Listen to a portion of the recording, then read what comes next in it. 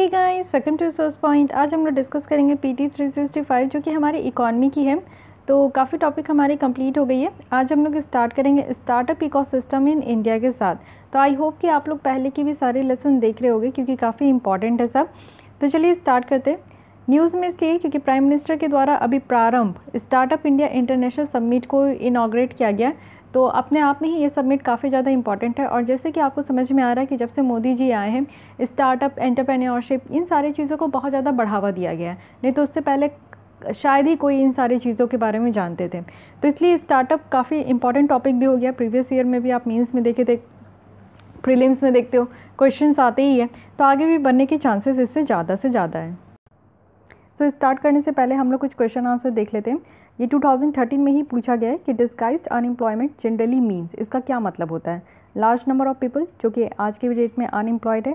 Alternative employment जो कि available नहीं है। थर्ड है marginal productivity of labour is low. And fourth one is की productivity of workers is low. तो क्या इसकी करेक्ट आंसर होगी ये आपको बताना है। अगर आप लोग हमारे vision eyes test series program के साथ जुड़े हो तो टेस्ट 12 जो कि इकॉनमी का था उसमें हमने देखा था कि 4 टाइप्स ऑफ अनएम्प्लॉयमेंट को बहुत ही अच्छी तरीके से डिस्कस भी किए थे, साथ ही उससे रिलेटेड सारे क्वेश्चन भी देखे थे। तो इससे आप लोग को ये आइडिया लगेगा कि यूपीएससी में किस तरीके के क्वेश्चन पूछे जाते हैं। सिर्फ आपको बेसिक चीज़ें पता होगी तो आप इस क्वेश्चन का आराम से आंसर दे सकते हो। इसी तरीके से हमने पीटी 365 इकॉनमी के स्टार्टिंग में देखा था कि 2020 में हमारा जो फॉरेक्स रिजर्व है वो इस बार इंक्रीज़ हुआ है।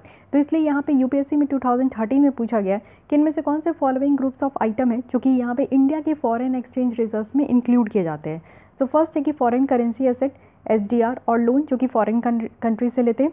बी है कि foreign currency asset, gold holding of RBI और एसडीआर। थर्ड है कि foreign currency asset, loan from world bank and SDR. And foreign currency asset, gold holding of RBI and loan from world bank. तो इसमें से कौन C correct है ये आपको कमेंट बॉक्स में बताना है। नेक्स्ट जब हम लोग इसके लेसन लेंगे तो यहाँ पे आंसर हम लोग डिस्कस कर लेंगे। साथ ही अगर आप लोग को विजन आइज की टेस्ट सीरीज ज्वाइन करनी है तो आप लोग डिस्क्रिप्शन बॉक्स में चेक कर सकते हैं, वहाँ आपको ईमेल आईडी मिलेगा। फिर उसके बाद आप लोग जो है वहाँ ईमेल आईडी में मेल करके आप लोग बता कर सकते हो। साथ ही साथ आप लोग को अगर कोई आइडिया नहीं है तो कमेंट पे भी कमेंट बॉक्स में आप लोग कमेंट कर सकते हो। चलिए आज की लेसन हम लोग स्टार्ट करते हैं। तो चलिए अब स्टार्ट करते हैं और समझने का कोशिश करते हैं कि ये स्टार्टअप है क्या। स्टार्टअप इकोसिस्टम के बारे में डिटेल देखें कि अभी हम लोग क्यों इसको स्टडी कर रहे हैं। तो सबसे पहले ये समझिए कि हमारे प्राइम मिनिस्टर के द्वारा अभी इनॉग्रेट किया गया है एक स्टार्टअप इंडिया इंटरनेशनल समिट जिसका नाम है प्रारंभ। ओके, तो प्रारंभ रखिएगा, हमारे प्राइम मिनिस्टर जी के द्वारा इसको इनॉग्रेट किया गया।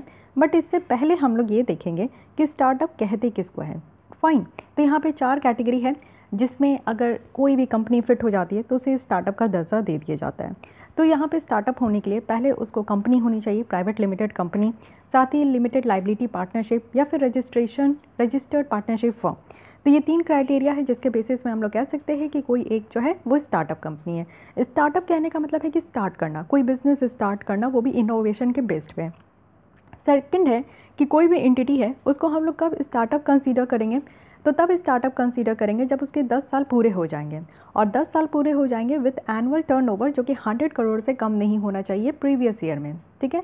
एंड फोर्थ एंड लास्ट यहाँ पे क्राइटेरिया है कि बिजनेस एक्टिविटीज़ जो है वो इनोवेशन में हो, कि कुछ नया आविष्कार हो रहा हो या फिर कुछ एग्जिस्टिंग प्रोडक्ट है या फिर कुछ एग्जिस्टिंग प्रोसीजर है तो उसमें कुछ नया बदलाव लाना है, जिससे कि कुछ ईज़ हो सके, जिससे कि एम्प्लॉयमेंट जनरेट हो सके, जिससे कि वेल्थ क्रिएशन हो सके।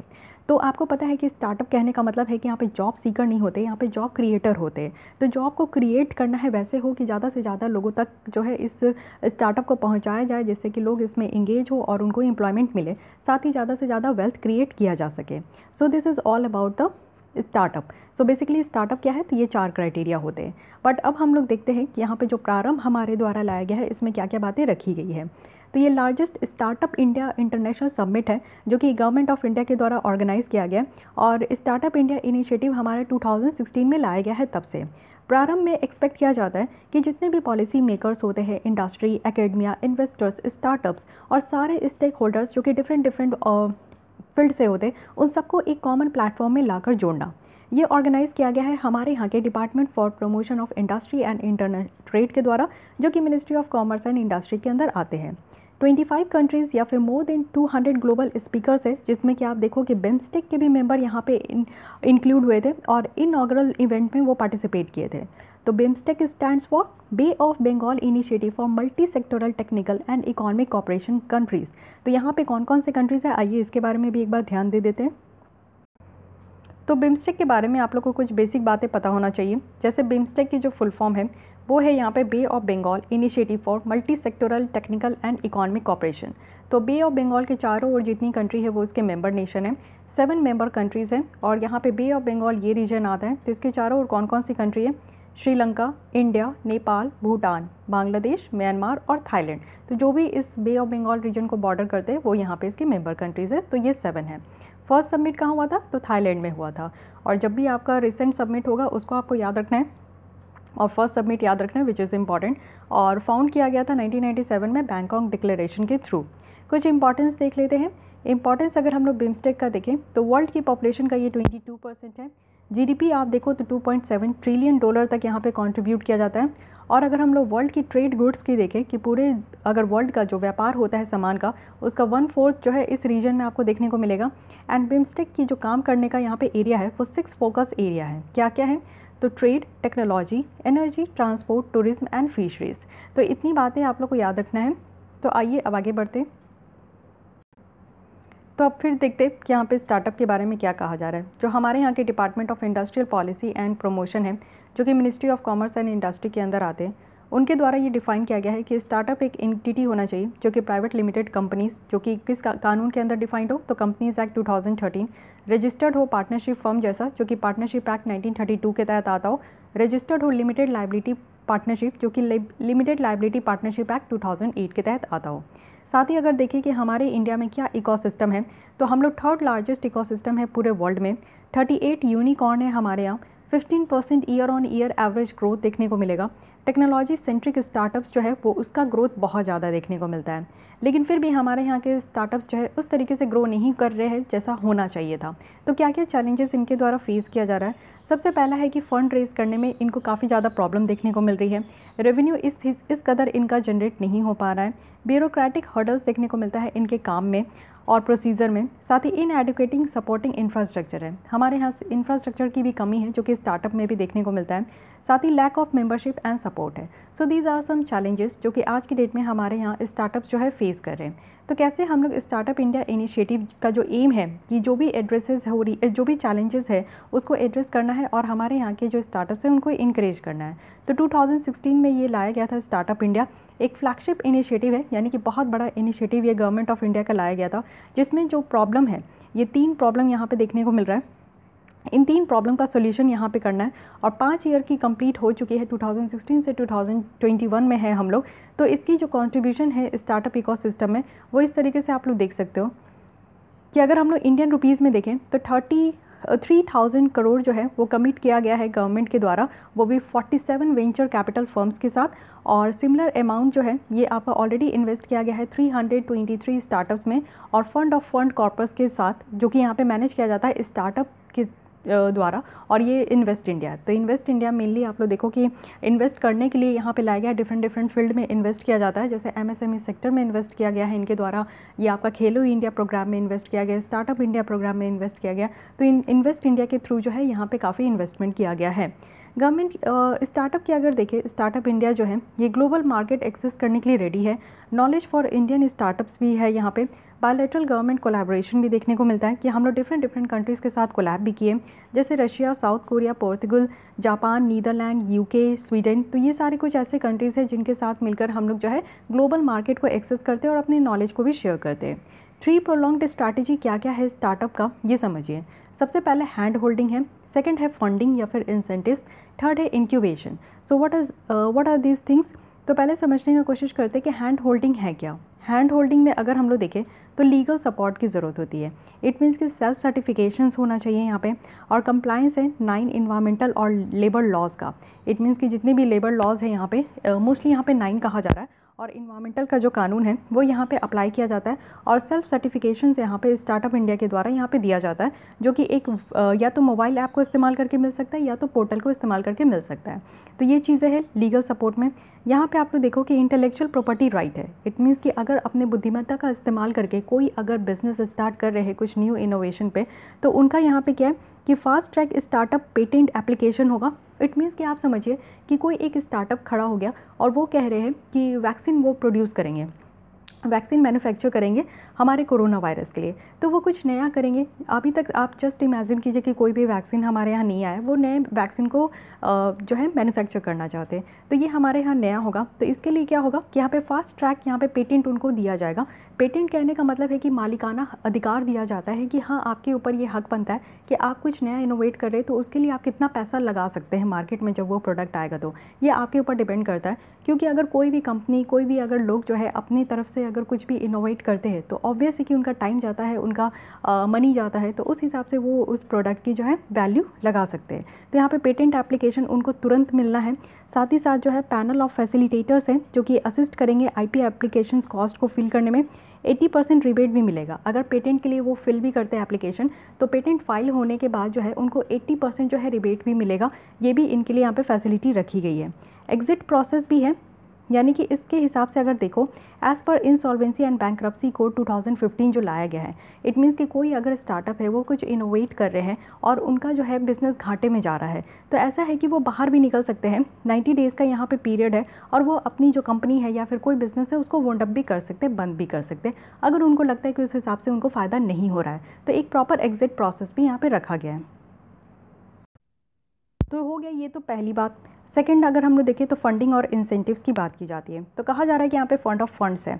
इट मीन्स कि जो यहाँ पे स्टार्टअप की फ़ंड है वो सिडबी फंड के हिसाब से यहाँ पे मैनेज किया जाता है। सिडबी फंड ऑफ फंड्स है जो कि इन्वेस्टमेंट किया जाएगा स्टार्टअप्स में, और जो भी गवर्नमेंट के द्वारा सेटअप किया जा रहा है। और इनिशियल कॉर्पस कितना रखा गया ये फंड ऑफ फंड्स में, तो 2500 करोड़ रखा गया, और टोटल कितना है, तो ये 10,000 करोड़ है जो कि 4 साल के लिए रखा गया है। ये फंड्स ऑफ फंड है जो कि फंड ऑफ फंड्स है जो कि गवर्नमेंट के द्वारा दिया जाएगा उन सारे स्टार्टअप्स को जो कि यहाँ पे जिनको फंड की क्रंचेस देखने को मिल रही है। ठीक है, अब यहाँ पे आप देखो कि क्रेडिट गारंटी की भी बात की जाती है। अब क्रेडिट गारंटी मैकेनिज्म क्या है, तो एक national credit guarantee trust company है या फिर जो सिडबी बैंक होते हैं, ये है जिनके द्वारा यहाँ पे आपका रखा गया है कि ये बजटरी कॉर्पस इसमें 500 करोड़ है पर ईयर का, वो भी नेक्स्ट 4 ईयर्स तक।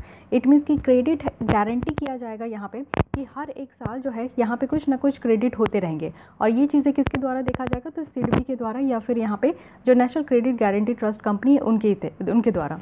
टैक्स एग्जेम्पशन भी है, कुछ जो स्टार्टअप्स है उनको यहाँ पे कुछ प्रॉफिट भी दिया गया है कि उनको टैक्स फिलअप नहीं करना है। अब देखिए यहाँ पे IT एग्जेम्पशंस रखा गया है 3 साल के लिए। कैपिटल गेन टैक्स एग्जेम्पशन है, इट मीन्स कि कोई भी कंपनी है जैसे उनका प्रॉफिट होता है, तो प्रॉफिट के ऊपर जो है ना उनको टैक्स भी देना होता है गवर्नमेंट को, कि जितने % ऑफ प्रॉफिट वो हर एक साल उनका जनरेट हो पा रहा है, उसी के हिसाब से उनको कुछ % जो प्रॉफिट होता है जो उसको टैक्स के फॉर्म में सरकार को देना होता है। तो कैपिटल गेन टैक्स जो है वो एग्जेम्प्ट किया गया है कि यहाँ पे जो भी लोग इन्वेस्ट कर रहे हैं इस तरीके के गेन में, तो उनको यहाँ पे कैपिटल गेन टैक्स जो है नहीं देना है। टैक्स एग्जेम्पशंस जो है इन्वेस्टमेंट के ऊपर रखा गया है जो कि फेयर मार्केट वैल्यू के ऊपर है। तो ये 3 बातें यहाँ पे हो गई। तीसरी बात है इंक्यूबेशन। इंक्यूबेशन कहने का मतलब है कि कुछ यहाँ पे पीरियड होता है, या फिर इंडस्ट्री या एकेडमिया की बात हम लोग करें, 31 इनोवेशन सेंटर है, 13 स्टार्टअप सेंटर है, 18 टेक्नोलॉजी बिजनेस इंक्यूबेटर है, 7 रिसर्च पार्क है और 500 अटल टिंकरिंग लैब है। तो ये सब इसके अंदर आते हैं। 35 न्यू इंक्यूबेटर्स हैं जो कि आज की डेट में एग्जिस्टिंग इंस्टीट्यूशन में लगाए गए। 35 न्यू प्राइवेट सेक्टर इंक्यूबेटर्स है जो कि आपको यहाँ पे गवर्नमेंट के द्वारा सपोर्ट करते हुए देखने को मिलेगा। इट मीन्स कि कहाँ कहाँ ये स्टार्टअप्स जो है अपनी अपनी ब्रांच ओपन कर रहे हैं, या फिर आप देखो कि इनोवेशन सेंटर भी हमारे यहाँ कितनी 31 है, स्टार्टअप सेंटर कितनी है 13 है। तो इस तरीके से ये सारे इंक्यूबेटर्स हैं। ओके, कंपटीशन और ग्रांट अगर हम लोग देखें तो यहाँ पे निधि है जिसमें कि 10 लाख रुपीज़ तक और 20,000 जो 20 स्टूडेंट्स हैं उनको यहाँ पे दिया जाएगा। और साथ ही साथ किस लिए, तो इनोवेशन जो कि इनोवेशन फॉर्म इनोवेशन होगा, और साथ ही साथ एंटरप्रेन्योरशिप डेवलपमेंट सेंटर होंगे। तो innovation form innovation and entrepreneur development centre है। यहाँ पे निधि INR कितना है इंडियन रुपीज़, तो 10 लाख है। फिर है 69 आविष्कार योजना है जिसमें कि 250 करोड़ पर एनम रखा गया है। वेरी हाई क्वालिटी रिसर्च रखा जाएगा IIT स्टूडेंट के लिए, और एनुअल इनक्यूबेटर ग्रांट चैलेंज भी रखा जाएगा कि यहाँ पे जो चैलेंजेस वगैरह होते हैं उसको भी यहाँ पे आपका मीन्स इनॉग्रेट किया जाएगा कि लोगों के बीच में, और जो भी यहाँ पे टैलेंटेड लोग हैं या फिर जितने भी रिसर्चर्स हैं उनके बीच में कोई चैलेंज भी यहाँ पे रखा जाए। इवेंट क्या क्या रखा जाएगा, तो यहाँ पे स्टार्टअप फेस्ट को ऑर्गेनाइज़ किया जाएगा। जैसे फेस्ट होते हैं जिसमें आप देखते हो कि अपनी अपनी कला प्रदर्शन सब दिखाते हैं। साथ ही स्टार्टअप टॉक शो होगा कि लोग अपने बिजनेस के बारे में बात करेंगे, कुछ आइडियाज़ है, कुछ उनका खुद का इनोवेशन है तो उसके बारे में वो अवेयरनेस बताएंगे, नॉलेज शेयर करेंगे। तो ये सारे यहाँ पे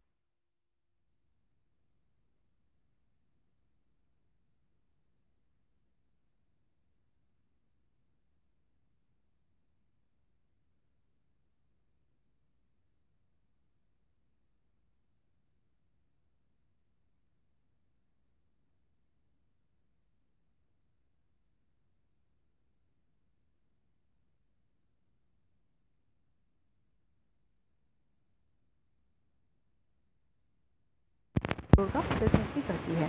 अब एक और यहाँ पे आप देखो कि रिलेटेड न्यूज़ क्या है, तो नेशनल स्टार्टअप एडवाइजरी काउंसिल बनाया गया विच इज़ वेरी इंपॉर्टेंट। तो गवर्नमेंट के द्वारा यहाँ पे 28 नॉन ऑफिशियल मेंबर को नॉमिनेट किया गया है और ये जो आपका काउंसिल है इसमें आप देखो कि गवर्नमेंट को एडवाइस किया जाएगा कि क्या क्या मेजर्स लेने की ज़रूरत है।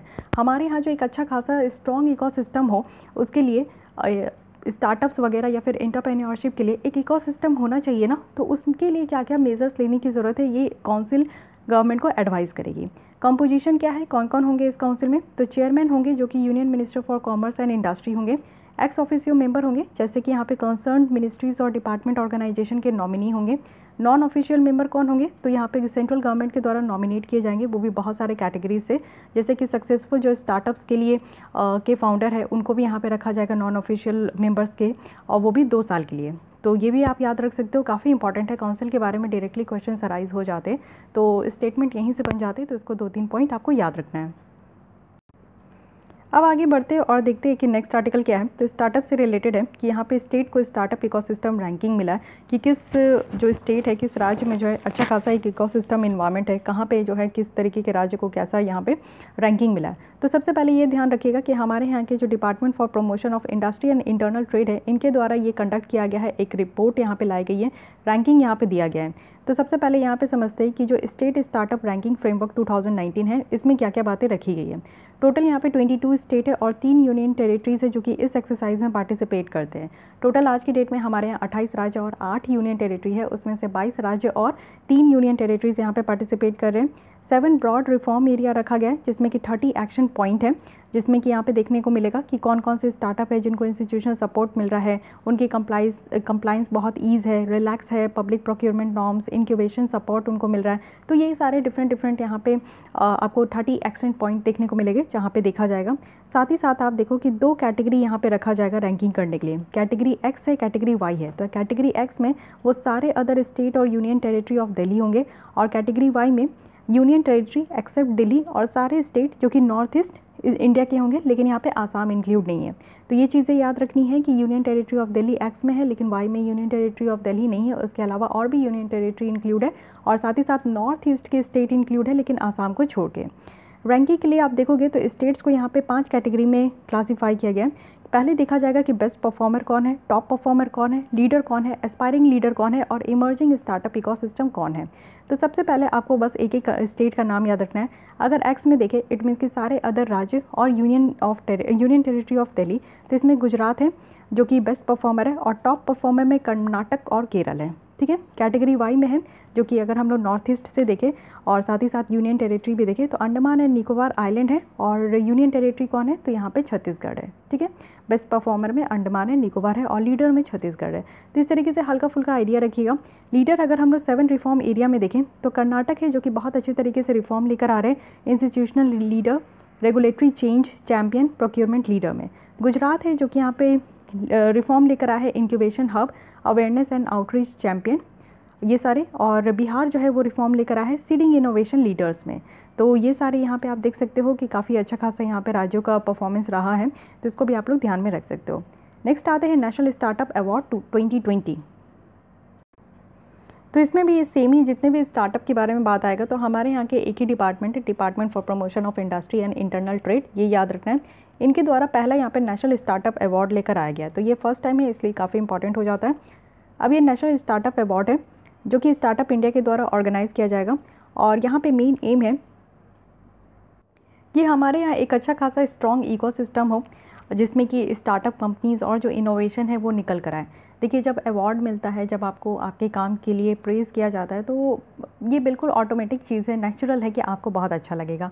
तो स्टार्टअप कंपनीज़ जितने भी न्यू निकल कर आ रहे हैं, वो कुछ काम कर रहे हैं तो बेटर तरीके का काम कर रहे हैं तो ऑब्वियस उनको इंसेंटिवाइज़ करना चाहिए, either in the form of cash और in the form of award, लेकिन करना ज़रूरी है। ठीक है, तो यही इसी एम को देखते हुए, इसी चीज़ को देखते हुए यहाँ पर ये लाया गया है। इसका एम है कि एक ऑर्गेनाइजेशन गाइड करना है जिसमें कि जो भी सक्सेस है उसको मेज़र किया जाएगा फिनेंशियल गेन को लेकर। तो यहाँ पे आप लोग देखो कि सोशल गुड्स के लिए अगर कोई कंट्रीब्यूट करे तो उनको भी यहाँ पे काउंट किया जाएगा। एप्लीकेशन है जिसमें कि 12 सेक्टर्स को यहाँ पे इनवाइट किया गया है। वो है एग्रीकल्चर सेक्टर में अगर कोई स्टार्टअप काम कर रहे हैं, एजुकेशन सेक्टर में काम कर रहे हैं, फाइनेंस, हेल्थ, स्पेस, ये सारे सेक्टर में अगर कोई काम कर रहे हैं तो उनको यहाँ पे बुलाया गया है। 6 पैरामीटर है जिनमें कि उनको देखा जाएगा कि उनका इनोवेशन का लेवल कितना है, किस तरीके से उन्होंने कुछ नया चीज़ें इनोवेट की है, स्केलेबिलिटी कितना है, इकोनॉमिक इम्पैक्ट उससे कितना हो रहा है, सोशल इम्पैक्ट कितना होगा, इन्वायरमेंटल इम्पैक्ट कितना होगा, कितने लोगों को ये प्रभाव करेगा और कितना इस इनोवेशन में डाइवर्सिटी है। इट मीन्स कि डिफरेंट सेक्टर्स को यहाँ पे प्रभाव किया जाएगा। तो ये सारे पैरामीटर्स है यहाँ पे। इवेंट के टाइम में आप देखो कि ये सारे इनिशिएटिव भी लॉन्च किए गए। एक तो है कि स्टार्टअप इंडिया शोकेस है जो कि स्टार्टअप इंडिया पोर्टल का ही पार्ट है। ऑनलाइन डिस्कवरी एक प्लेटफॉर्म है जिसमें कि बहुत सारे प्रॉमिसिंग स्टार्टअप्स आपको कंट्री के देखने को मिलेंगे।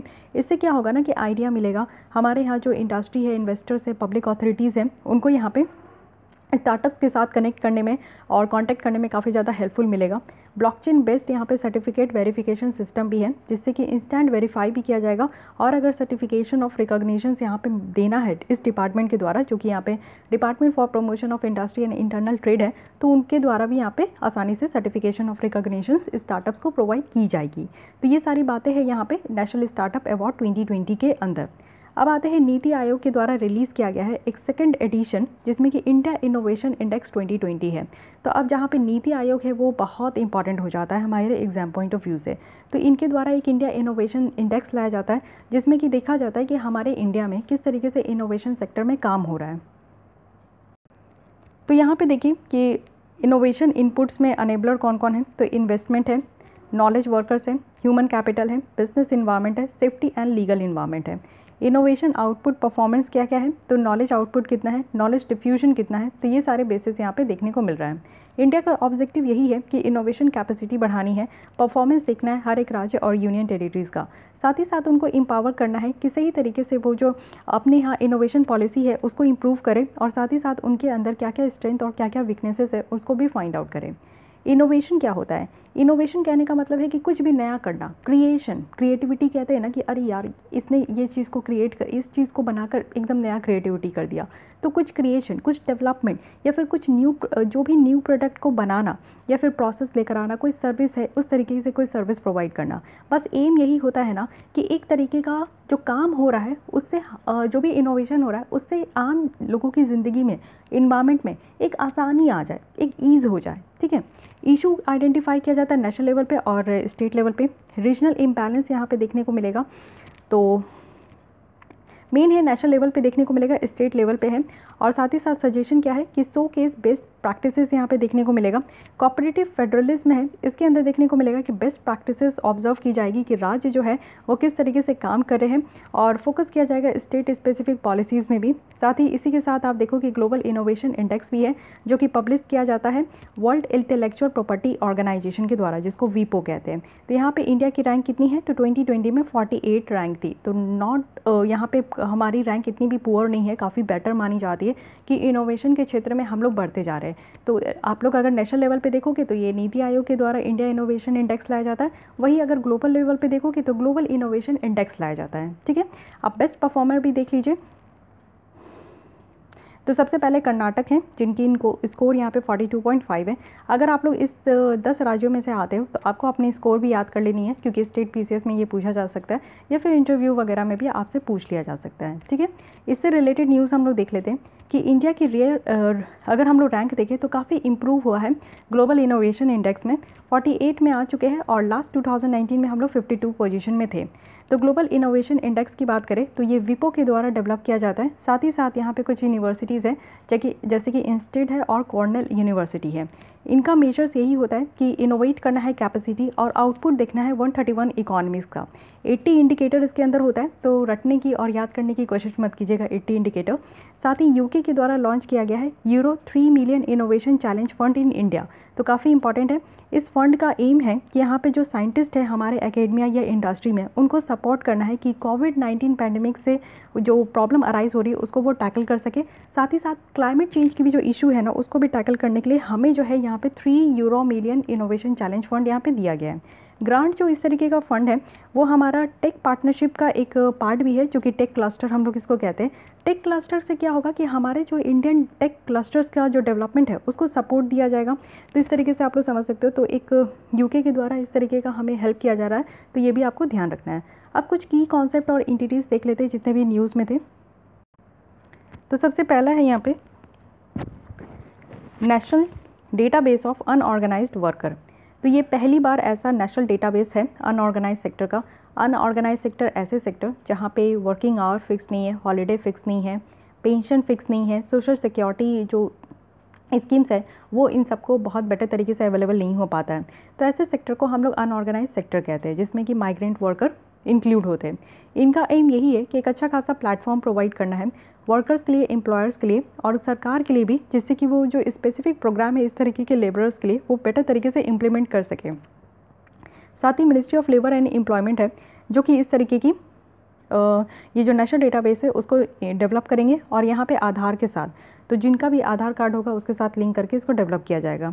हमारे यहाँ 2008 का एक कानून भी है, unorganised worker social security act, जिसमें कि ये मैंडेट किया गया है कि हर एक वर्कर्स जो है उनको यहाँ पे रजिस्टर कराना है और उनको एक स्मार्ट आईडी कार्ड भी मिलेगा इस कानून के तहत। नेक्स्ट आते हैं सहकार मित्र है। तो ये एक क्या है, सहकार मित्र इंटर्नशिप प्रोग्राम है, जिसमें कि पेड इंटर्नशिप दिया जाएगा यूथ को और उनको इंश्योर किया जाएगा कि उनके जो एश्योर्ड प्रोजेक्ट लोन है उनको यहाँ पे प्रोवाइड किया जाएगा। प्रोफेशनल ग्रेजुएट हो सकते हैं, जैसे एग्रीकल्चर या एलाइड एरियाज़ में है, आईटी सेक्टर्स में है, तो उनको यहाँ पे मिल सकता है। ये इनिशिएटिव लाया गया है नेशनल कोऑपरेटिव डेवलपमेंट कॉर्पोरेशन के द्वारा, जो कि एक स्टैट्यूटरी बॉडी है ministry of agriculture and farmer welfare के अंडर में। इनका फंक्शन क्या है, नेशनल कोऑपरेटिव डेवलपमेंट कॉर्पोरेशन का?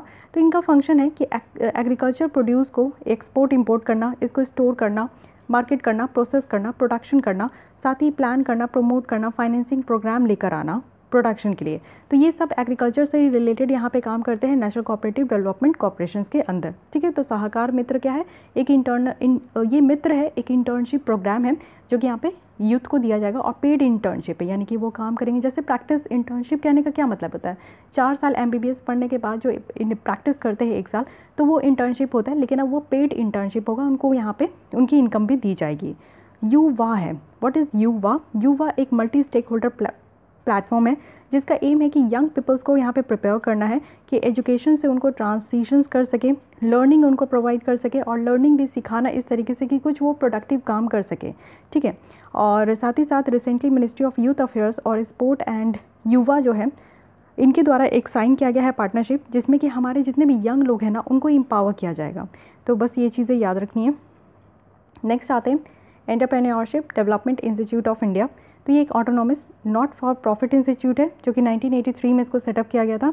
और अपेक्स जो हमारे यहाँ फाइनेंशियल इंस्टीट्यूशन है, जैसे IDBI bank limited, IFCI bank limited, ICICI bank limited और स्टेट बैंक ऑफ इंडिया, इनके द्वारा इसको स्पॉन्सर किया जाता है। इसका एम है कि हमारे यहाँ पे एंटरप्रेन्योरशिप को प्रमोट करना है। साथ ही साथ आप देखो कि एक नोडल इंस्टीट्यूशन है जो कि government of Gujarat promoted startup policy का भी ये पार्ट है। साथ ही इनको यहाँ पे मिनिस्ट्री ऑफ एजुकेशन के द्वारा सेलेक्ट भी किया गया है, जिससे कि यहाँ पे इंस्टीट्यूशन इनोवेशन काउंसिल को इस्टेब्लिश करें और जिसका एम यही होगा कि हमारे यहाँ एक कल्चर पैदा हो, यानी कि एक कल्चर डेवलप करना है इनोवेशन का। सारे लोग जो है ना, ऐसा नहीं हो कि हमारे यहाँ क्या एक कल्चर चलता है कि आप 12th कर लो, फिर ग्रेजुएशन कर लो, फिर कुछ आप लोग जो है जॉब के पीछे भागो, या तो प्राइवेट जॉब के पीछे भागो या तो गवर्नमेंट जॉब के पीछे भागो। इसके अलावा बहुत कम ही लोग हैं जो कि अपना खुद का स्टार्टअप वो और स्टार्ट करना चाहते हैं, या फिर वो साइंटिस्ट बनना चाहते हैं, या फिर कुछ और हट के वो करना चाहते हैं, स्पोर्ट्स में जाना चाहते हैं, या फिर कुछ और भी। तो ये बहुत कम हमारे यहाँ दिखता है। लेकिन हमारे यहाँ अब ज़रूरत है ना कि एक कल्चर डेवलप करने का। जब हमारे यहाँ इस तरीके का भी कल्चर होगा तो लोग, जितने भी बच्चे अब आएंगे ना, तो उनके दिमाग में भी होगा कि हाँ, उनके पास ऑप्शन है कि वो बेटर तरीके से अपनी अगर स्टार्टअप ओपन करना चाहते, अपनी कुछ बिजनेस ओपन करना चाहते, तो उनको वो 100 तरीके का हर्डल देखने को ना मिले, उनको पूरा सपोर्ट मिले घर से भी और सरकार से भी, और हर एक तरीके का उनको यहाँ पे सहूलियत मिले। तो इस तरीके से आप लोग समझ सकते हो। साथ ही सेकंड एडिशन यहाँ पे लाया गया है स्टूडेंट एंटरप्रेन्योरशिप प्रोग्राम लॉन्च, जिसको सेप भी कहा जाता है। इसको लॉन्च किया गया है अगेन नीति आयोग अटल इनोवेशन मिशन के द्वारा, तो काफ़ी इंपॉर्टेंट हो जाता है। इसको यहाँ पर डेल टेक्नोलॉजीज़ के साथ, जो कि ATL है, अटल टिंकरिंग लैब है, ये एक इंक्यूबेशन सेंटर आप कह सकते हो जहाँ पे रिसर्च वगैरह किया जाता है, तो उसके साथ कोलैब करके लाया गया। यहाँ पे क्या है कि सेप एक 360 डिग्री डेवलपमेंट प्रोग्राम है, जिसमें कि जो फ्यूचर टेक्नोलॉजी लीडर और एंटरप्रेन्योर्स है उनके लिए लाया गया है। ये डेडिकेटेड है जिससे कि इनोवेशन स्पिरिट जो बच्चों के अंदर है ना उसको इंकरेज किया जाएगा। आज की डेट में ये कम स्पिरिट आपको देखने को मिलता है, बहुत कम बच्चे हैं जो कि इस तरीके का कुछ क्रिएटिव वर्क करते हैं या फिर उनके अंदर कुछ इनोवेटिव आइडिया है। तो बच्चों के दिमाग में इस तरीके से अगर आप इनकलकेट करोगे बचपन से ही कि कुछ इनोवेटिव करने के बारे में सोचो, कुछ क्रिएटिव करने के बारे में सोचो, तो वो ज़रूर सोचेंगे और आगे चलकर वही लोग बहुत आगे बढ़ेंगे। ओके, उसके बाद है चुनौती, challenge hunt under NGIS for advance uninhabited technology intervention. So ये चुनौती है क्या? ये next gen startup challenge contest है जो कि यहाँ पे NGIS जो कि नेक्स्ट जनरेशन इंक्यूबेशन स्कीम्स के द्वारा यहाँ पे लाया गया, जिसमें कि कुछ जो चैलेंजेस हैं जो आज के डेट में या पैंडेमिक सिचुएशन के टाइम में जो लोग यहाँ पे फेस कर रहे हैं उनके लिए यहाँ पे कुछ सॉल्यूशन लाने की बात की जा रही है। अगर हम लोग नेक्स्ट जनरेशन इंक्यूबेशन स्कीम की बात करें तो ये सॉफ्टवेयर टेक्नोलॉजी पार्क है इंडिया के कॉम्प्रिहेंसिव इंक्यूबेशन स्कीम का, जो कि यहाँ पे इंडिया के जो बढ़ते हुए यानी कि इंडिया के राइज के लिए वो यहाँ पे काम करे। इनका एम है कि आइडेंटिफाई करे 300 स्टार्टअप को जो कि कुछ आइडेंटिफाइड एरिया में काम करे और उनको एक अच्छा खासा फंड प्रोवाइड करे जो कि 25 लाख का हो और अदर फैसिलिटीज़ भी उनको प्रोवाइड किया जाएगा। तो इस तरीके से जो चुनौती लाया गया। चुनौती सिंपली कहने का मतलब है कि जो भी स्टार्टअप अच्छा काम कर रहे हैं तो उनको यहाँ पे आइडेंटिफाई किया जाएगा और उनका अगर इस तरीके से कोई एम है उनके स्टार्टअप का जो कि लोगों को बहुत ही बेहतरीन तरीके से अगर हेल्प प्रोवाइड किया जा रहा है या फिर इस तरीके का जो पैंडेमिक सिचुएशन है उसमें हेल्प प्रोवाइड किया जा रहा है, तो उन सारे जो स्टार्टअप्स हैं उनको यहाँ पे इंसेंटिव्स वगैरह भी दिया जाएगा, फंड दिया जाएगा। इंसेंटिव्स नहीं कह सकते, इसे फंड कहेंगे 25 लाख का, और भी फैसिलिटीज़ यहाँ पे उनको प्रोवाइड किया जाएगा। तो चुनौती भी याद रखना है, ये किससे रिलेटेड है? तो स्टार्टअप्स से रिलेटेड है। तो आज के लिए हम लोग इतनी ही रखते हैं, ये पूरी स्टार्टअप के ऊपर आपका ये लेसन हो गया। नेक्स्ट हम लोग स्टार्ट करेंगे एग्रीकल्चर सेक्टर के बारे में, फिर जो न्यू 3 फार्म बिल्स लाई है उसके बारे में हम लोग बात करेंगे, जो कानून आ चुके हैं आज की डेट में। साथ ही बहुत सारी चीज़ें हैं जो कि एग्रीकल्चर के, फिर हम लोग इकट्ठे स्टार्ट करेंगे। ओके, तो आज के लिए बस इतनी ही रखते हैं। अगर आपको ये लेसन अच्छी लगती है तो लाइक कीजिए, अपने दोस्तों के साथ भी शेयर कर सकते हैं। फिर भी कोई डाउट कोई सजेशन है तो आप कमेंट कीजिए एंड मेक श्योर कि आपने हमारे चैनल को सब्सक्राइब कर लिया है। देखिए केसेस बहुत ज़्यादा बढ़ते जा रहे हैं, आप प्लीज़ अपने और अपने परिवार का ख्याल रखिए। एक्चुअली मेरे 1 मेंबर जो फैमिली के हैं वो कोविड इन्फेक्टेड हो चुके हैं, तो इसलिए मुझे थोड़ा कम टाइम मिल पा रहा है। मैं आप लोग के लिए अभी लेसन नहीं लेकर आ पा रही हूँ, और आज संडे है लेकिन आज आप लोग का टेस्ट नहीं हो पाएगा जस्ट बिकॉज़ क्योंकि मैं थोड़े से टाइम नहीं यहाँ पे मैनेज कर पा रही हूँ। बट बहुत जल्दी ही शॉर्ट आउट हो जाएगी, चीज़ें हैंडल कर रही हूँ और बहुत जल्दी सारी चीज़ें शॉर्ट आउट हो जाएगी, तो फिर आप लोग को जल्दी ही टेस्ट प्रोवाइड कर दिया जाएगा। ठीक है, और लेसन भी आप लोग के डेली बेसिस पे आएगा, ये मैं स्किप नहीं होने दूँगी। बट हाँ, बस एक ही चीज़ कहना चाहूँगी कि आप लोग भी अपना ख्याल रखिए, काफ़ी ज़्यादा प्रॉब्लम्स बढ़ते जा रही है। तो मिलते हैं कल हम लोग इसी टाइम पे। आज के लिए बस इतना ही। Thank you.